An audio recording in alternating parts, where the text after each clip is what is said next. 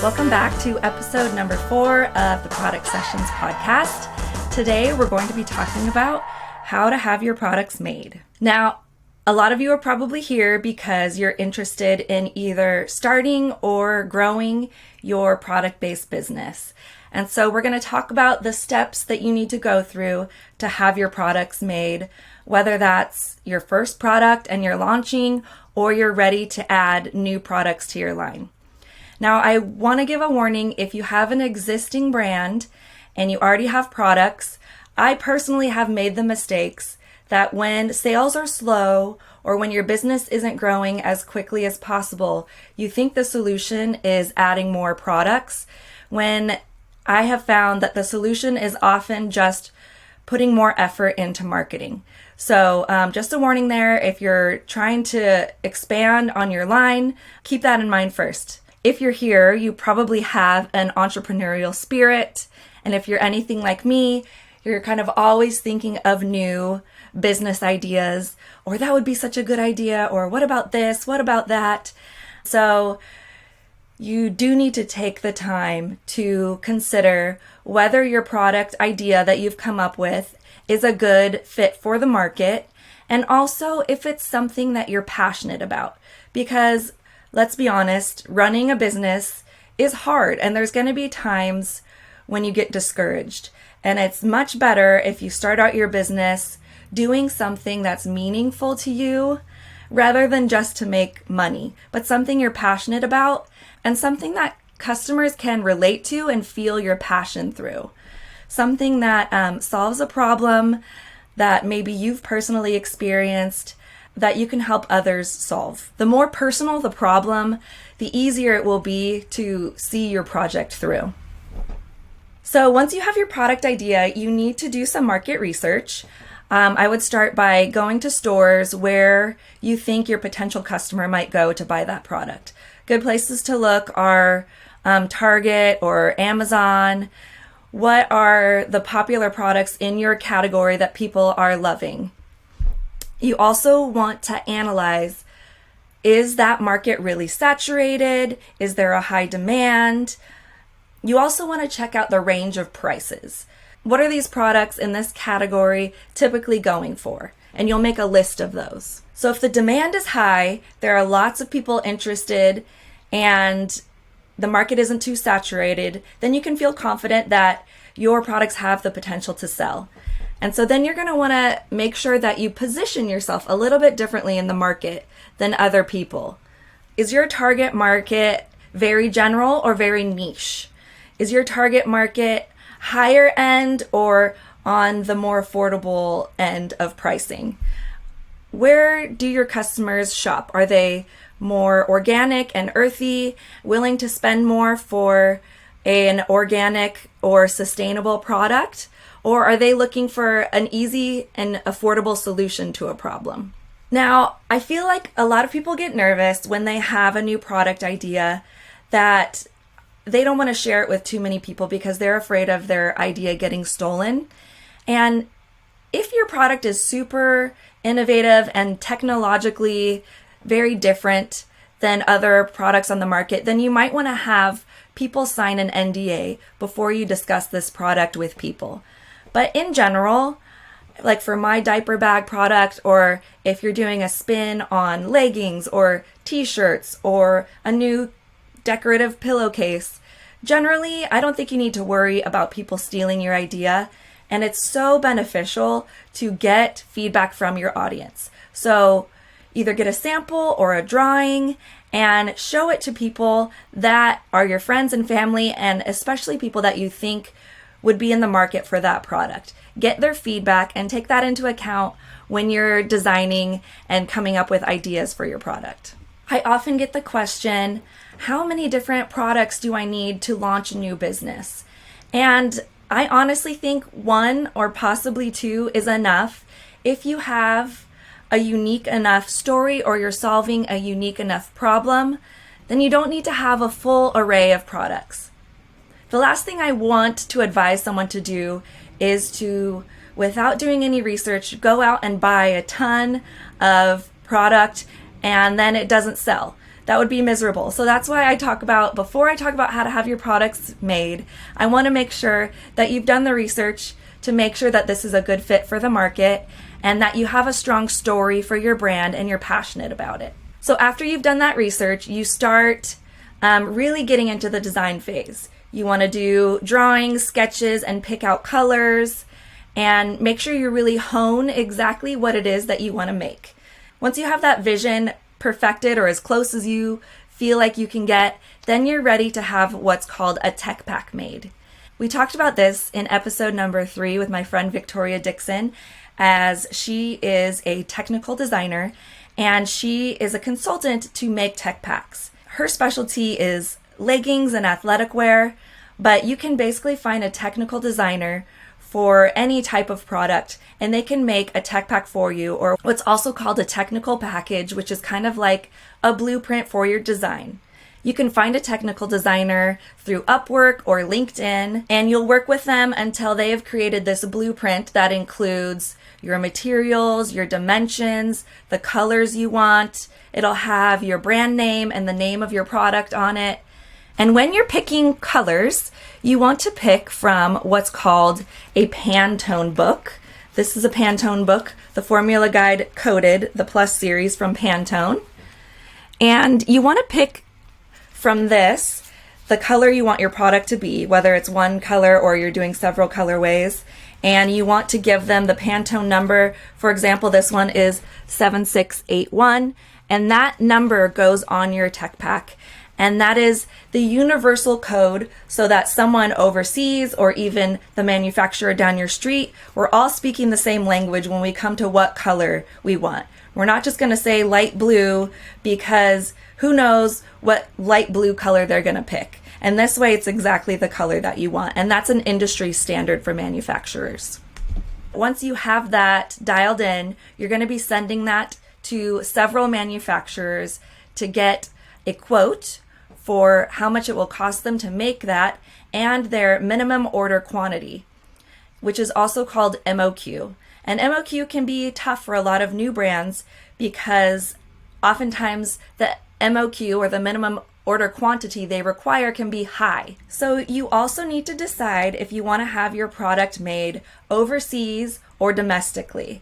And this is going to depend on a few things. It's going to depend on how much money you're ready and willing to pay up front, and it's going to depend on who your customer is. Is it important for your customer to have their products made locally? Do they want to support US made businesses and they're willing to spend the extra money to do that? Or are your products on the lower price point and they want something that works but is not that expensive? So make sure you ask your target customers as you're doing the research what they think about that and their values, and consider what your values are. What's important to you? Is it important to you to have things made locally? You do have to consider that prices per unit overseas will be much less than price per unit here in the US, but overseas they have higher minimum order quantities, so you'll probably have to order at the very least 200 of the exact same color. And if you want to have another color made of the exact same product, you'll have to order at least another 200. But typically they're going to ask for 500. And maybe you can find some manufacturers that are willing to go a little bit lower. Now, if you're having products made in the US, a lot of US manufacturers are more flexible on minimum order quantity, and you can do something that's called a sample run, that you can order as few as 5 or 6, but the cost per unit on those are going to be quite high. So if you want to, you can send your tech pack out to some overseas manufacturers and some domestic manufacturers and compare the pricing and the minimum order quantities for those factories. I think it's a good idea to pick 5 to 10 manufacturers to start with to get quotes from. And you also want to ask them not only price and MOQ, but how long will it take them to make these products. You also want to consider that the price they're going to give you does not include the cost of shipping that product to you. And if you're shipping things from overseas, it's going to be more expensive to have it shipped to you, and you'll have to consider custom fees. If your manufacturer is local, you can swing by and see how it's going, talk to the people that work there, look at the samples, and it's quicker communication that way. When you're working with someone overseas, often they're on a different time schedule. And so you'll send them an email at like 2 in the afternoon and they won't get back to you until like 2 a.m. And then they'll have a question and you'll respond it the next day. And it can just really delay the communication. But sometimes that can be worth it. Also, different parts of the world specialize in different products. There are some technologies in China or India that the US hasn't quite perfected yet. And if you have samples made with a domestic and an overseas manufacturer, you can compare the quality of those items. Another thing to consider when you're choosing between domestic or overseas manufacturers is that typically an overseas manufacturer will find all of the materials you need for you. You will tell them what you want and they'll go find it. But if you're working with a US manufacturer, you typically have to go find those materials yourself. So you will find the fabric and the hardware or whatever it is that goes into it. Oftentimes you're responsible for finding that. Some places to find manufacturers include Alibaba.com for overseas manufacturers, and there are a lot of not great manufacturers on there, but is also still a great tool. And I choose to work with manufacturers on there that are verified and have the certifications that they need. It's also comforting if you know they've worked with bigger brands like Disney or Nike. For local manufacturers, you can look on LinkedIn, or there's a good website called Makers Row, or you can listen to the previous episode with Victoria Dixon where she lists a few more resources to find manufacturers. In your email to the manufacturer, you will include your technical package. You'll attach that document. You'll also say, please advise the cost per unit and the minimum order quantity, the time frame it might take you to make them, and how much it will cost to have a sample made. And remember, the cost to have the sample made does not include the cost of having it shipped to you. So based on your manufacturer's response, you'll probably narrow down your manufacturers to 2 or 3 and have them make samples for you. After that, you are ready to enter the phase of product development. So your manufacturer will ship you your first sample. And typically your first sample is not going to be exactly how you want it. Often they will not use the exact materials that they're going to use for the final product. It's more to get the shape or the silhouette right. And then once you get that product, you will write what's called comments. And you will get back to them. You can do this in email or a PDF. And you will say, I want to change this. I want to change this. I want a different fabric here, a different hardware here. I want this type of material. And you'll typically have to have several prototypes made until the product is the way that you want it. And that's fine. You want to do that ahead of time. You don't want to rush into having so many products made when it's not the way you want it. But then on the other hand, and this is something that I've struggled with, you don't want to get stuck in overdevelopment, which is where you just keep asking them to change things because you're just so worried it's not perfect. And I've been stuck in that phase for like almost a year. I think it's a good idea to try to stay between like 6 months in that process. If you're going overseas, it can be longer than if you're doing it nearby. Then once it's the way you want it, you will order your bulk production. The factories that I've worked with have first requested that you send about half of the payment up front. That will allow them to buy the materials and pay for the labor to have those products made. Then once they're totally done with the manufacturing process, they'll box it up and they'll get it to the shipper. And once it's in the shipper's hand, they request the other 50% of the payment. And that's how it's worked for me in the past.